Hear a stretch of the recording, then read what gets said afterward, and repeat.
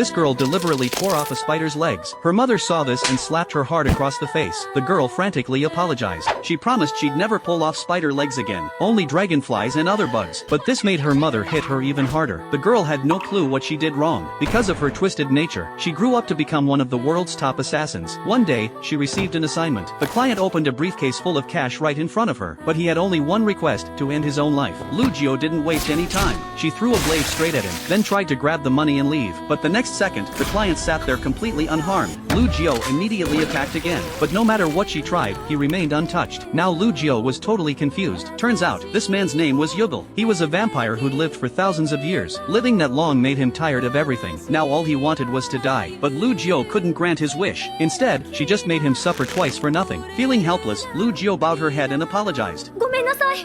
まあ許すよ。 In that moment, Lugio's heart felt like it got struck by lightning. This was the first time in her life anyone had forgiven her. From that day on, she couldn't sleep at night. Whenever she thought of Yugal, her heart would race, but she had no idea this was what falling in love felt like. This strange feeling made her completely uncomfortable. The next day, she went straight to Yugal and asked him, "Ever since I met you, I haven't been able to sleep. You've lived so long, you must know what's wrong with me." Yugal casually lied to her. He said she just had a cold, and told her to go to the hospital right away. Lugio actually believed him. She immediately headed to the hospital, but she didn't know. She was already at the top of the police's most wanted list. Going to the hospital was like walking straight into a trap. Soon, her location was exposed. The police quickly surrounded the entire hospital. Meanwhile, Yugal was lying on the couch watching TV, and happened to catch the live news coverage. ユゲルさん、見てますか？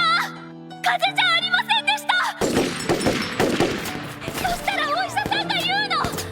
私がユゲルさんに恋をしてるからだって。私は可愛いので、ユゲルさんはとってもいい気分なんでしょうね。 Surrounded by police, Lugio actually waved at the camera. Watching this, Yugal couldn't help but burst out laughing. This was the first time in 400 years he'd laughed that hard. He suddenly realized this girl was just too fascinating, so he decided to go see her himself. But when Yugal arrived at the hospital, the hallway was a complete wreck. Clearly there'd been one brutal fight. The winner was obviously Lugio, but she was now badly wounded and barely alive. Yugal didn't want to lose someone so interesting. He leaned down and bit into Lugio's neck, but the police arrived at that exact moment and attacked him. However, he was an immortal vampire. Yugal forcibly broke through their blockade, and Lugio and his arms gradually started breathing again. In the end, Yugal and Lugio ended up living together. Even hundreds of years later, Yugal would still laugh his heart out at Lugio's antics.